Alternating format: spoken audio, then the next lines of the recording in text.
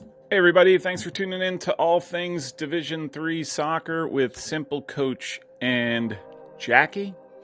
I am SimpleCoach. Trying to find a comfortable spot over there is Jackie in her little Christmassy winter sweater. A little chilly today. Got some frost on the ground. So trying to stay a little warm. Anyhow, thanks for checking out this SimpleCoach Top 25s. Had some technical and calendar issues last week, so I wasn't able to issue or do a video on my top 25s. I had the top 25s, I just wasn't able to actually record an episode. So this is actually 2 weeks after my last top 25 video, just in case you were wondering. But the rankings are all the same. I'm going to sort of breeze through this really quick.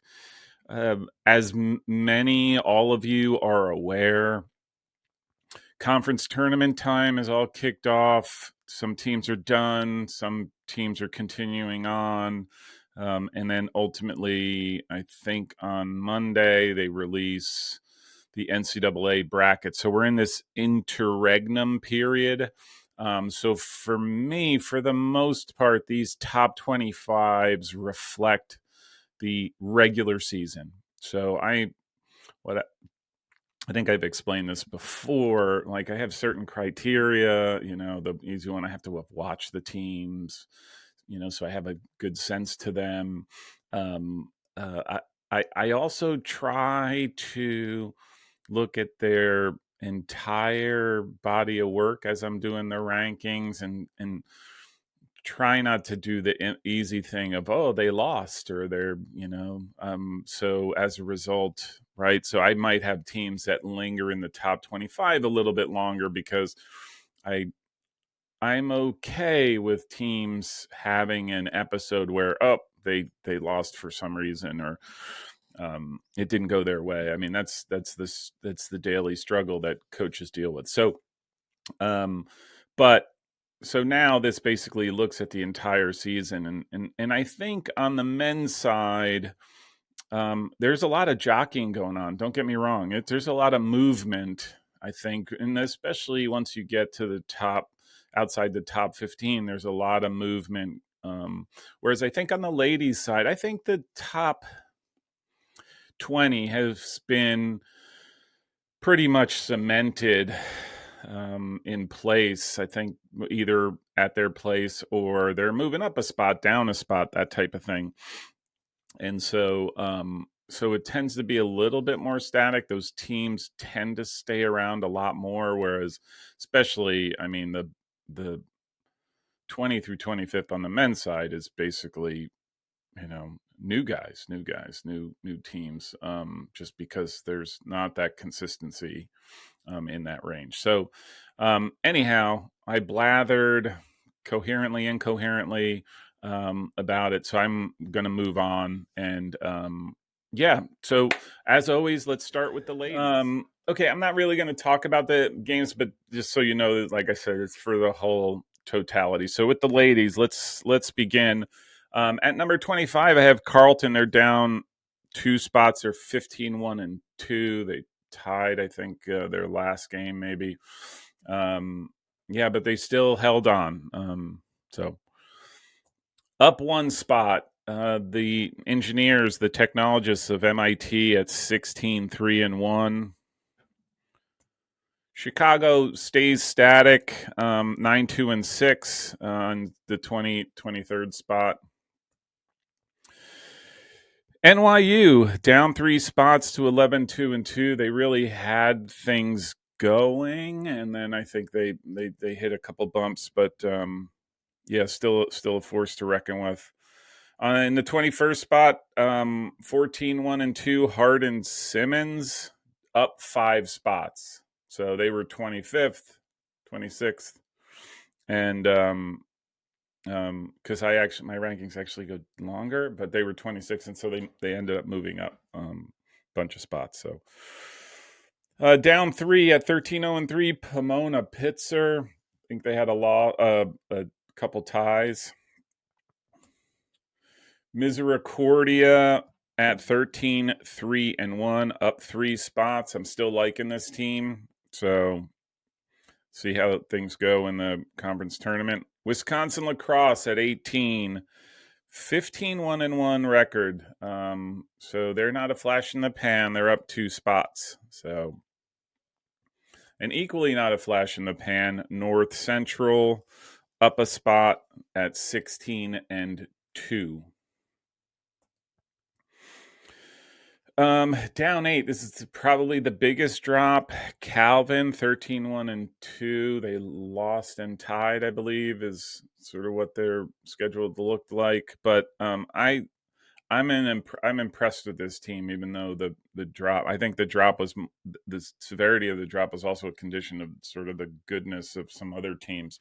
So, but as in the case, up 1 spot, Loris, right? They're 15-1. They keep winning, and they're forced to be reckoned with.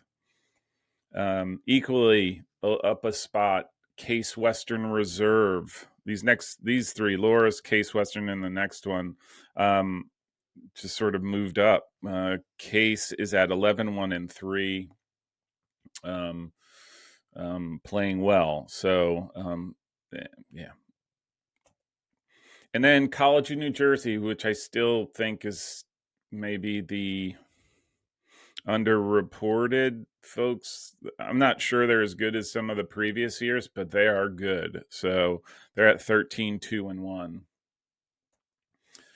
Number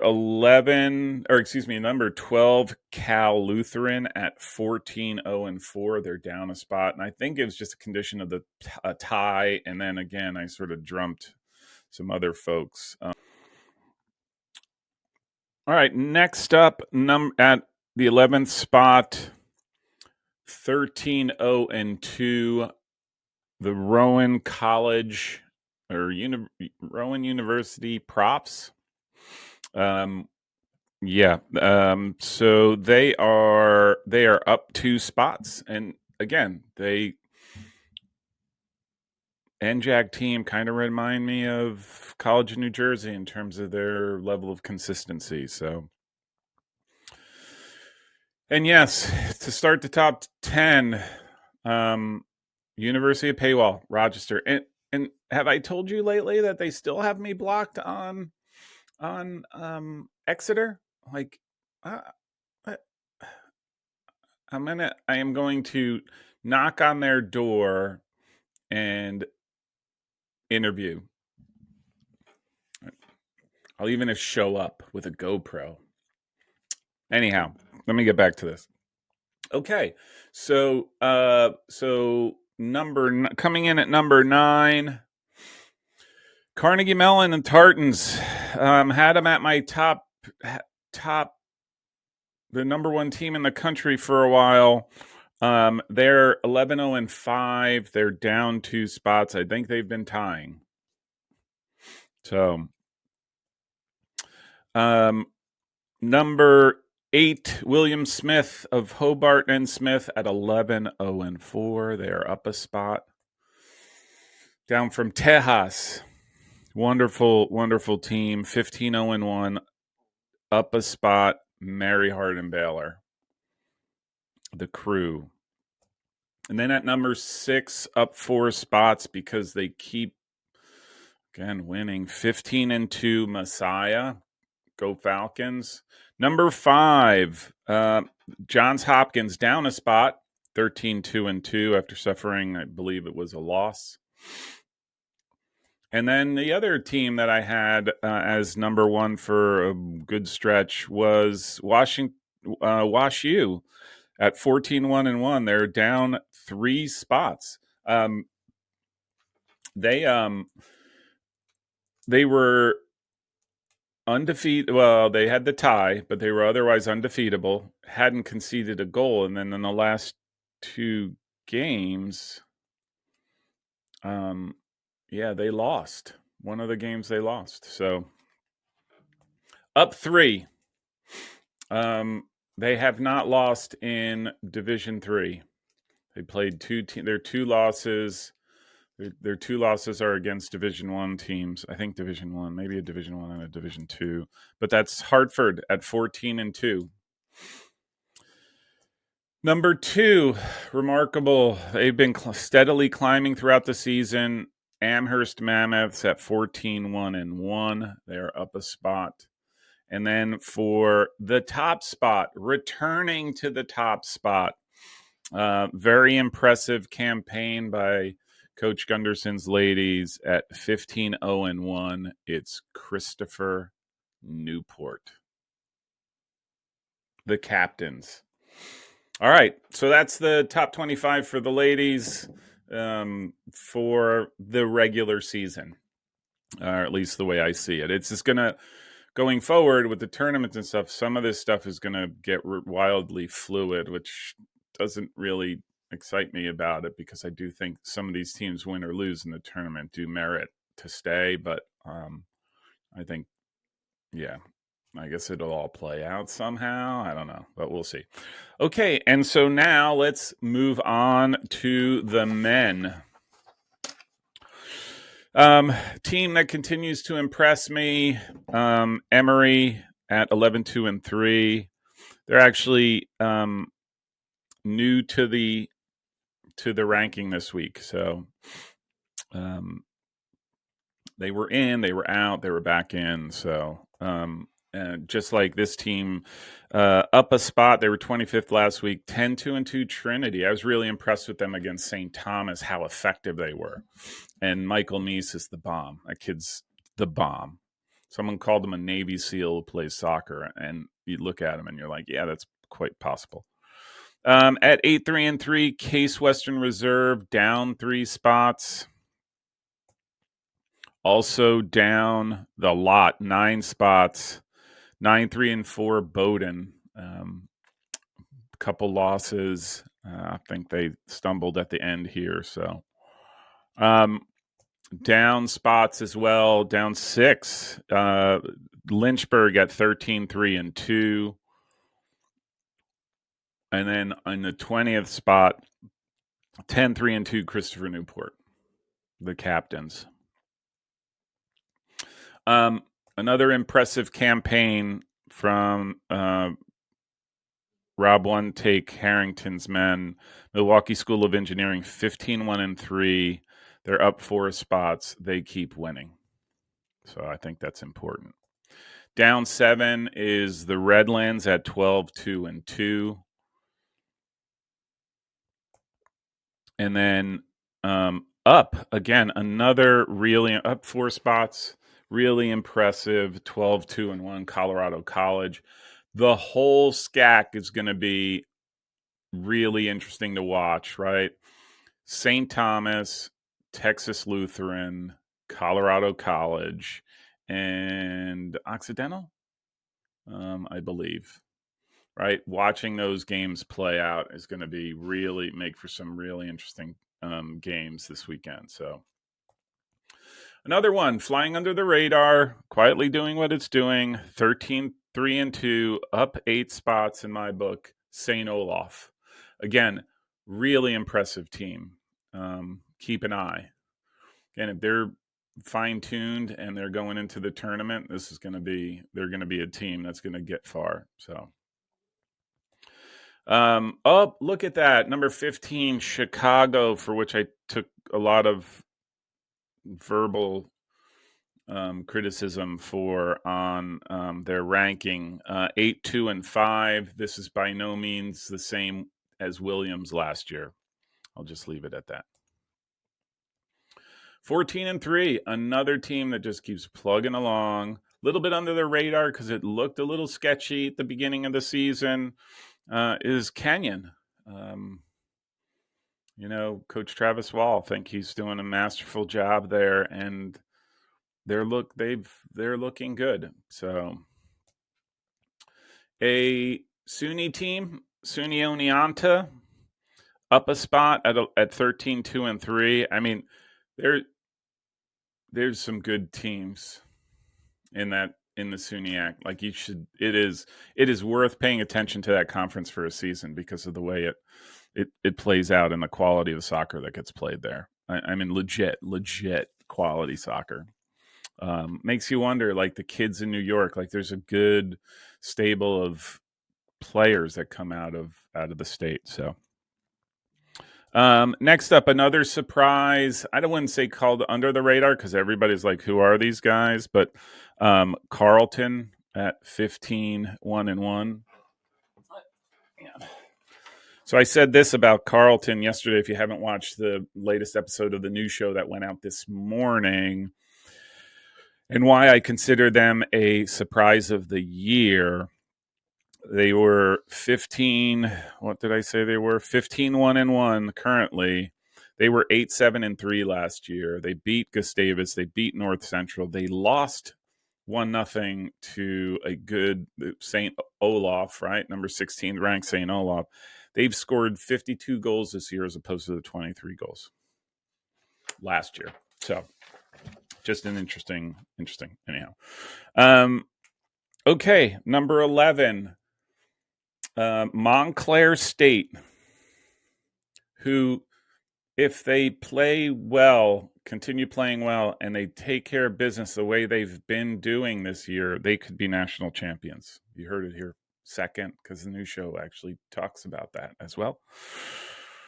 Next up, the other possible national champion, Cortland State, I think is playing remarkably well, 13-2-2. They're down 2 spots actually. And Montclair State was 15-2-1. So next up at number 9, the Jumbos, Tufts University, 11-2-3. Another team. They look vulnerable. I have said it, right? So, but they play well, and if you're not prepared, you're done. They've eaten you for breakfast already. So, remarkable comeback this year. Coach Burke, 11-0-5, Connecticut College. Number 7, another one quietly doing its thing, down a spot, 14-2-1, Calvin, the Knights. And another team that has the capability of making a deep run, and could this be the year? Franklin and Marshall down 3 spots to 13-2-2 as they go into the Centennial Conference tournament this weekend. Big matchup. I think it's against Hopkins, but big matchup for them. I think that this could be the core. Like, they can go left, they can go right, depending on that victory. And if they go right, they could really get some momentum. Next up, number 5, 12-0-4, Middlebury. Remarkable win against Tufts. Their second goal is masterclass. If you haven't had a chance to watch it, or check out my game notes where I talk about it. But this is the hard part. Like, I'm just sort of reserving judgment on the NESCAG teams because they all kind of look. There's a vulnerability there. I'm not sure I quite honed in on. In particular Middlebury, I think it has to do with their attack, but I'm not quite sure. Still thinking that one through. And then above them, another NESCAC, Amherst, at 11-2-3. Think they're just they look like Amherst does, although not as dominant, perhaps. Which leads me to the top 3. For the season. Oh, look at that typo. Mary Washington at 14-1-2. Just a great season so far, and I'm sure they're going to be one of the teams to reckon with. Number 2, 15-1-2, North Central. This is being recorded on Thursday, the 2nd, and they played their conference game against Carthage last night, and I watched that, and I will just reserve judgment because it is typical that I highlight a team where I speak like, watch these guys, and then they lose. So I'll just leave it at that. But I still think they're, consistency wise, teams they play, I still think they're second in the country, like, overall. So And then lastly, it hasn't changed, is Messiah, 17-0-1. They just dispensed with Stevenson uh, in the conference, but yesterday maybe. So that's it. So those are the top SimpleCoach top 25 women's and men's. So I hope you enjoyed that. I'm trying to figure out how I'm going to approach these conference tournaments. I think the NCAA bracket comes out. I think Mr. Paul Newman told me or said yesterday on the news show that it was on Monday that it was coming out. So I'm trying to figure out how I do a top 25 next week. Maybe I'll look at something different. I'll look at the brackets, and then I'll try to judge who I have as top 25s, if it makes sense. I don't know. I'll come up with something. But hope you enjoyed this episode. If you agree, disagree, by all means, down below. And hope you have a wonderful, wonderful Thursday. And we will talk soon.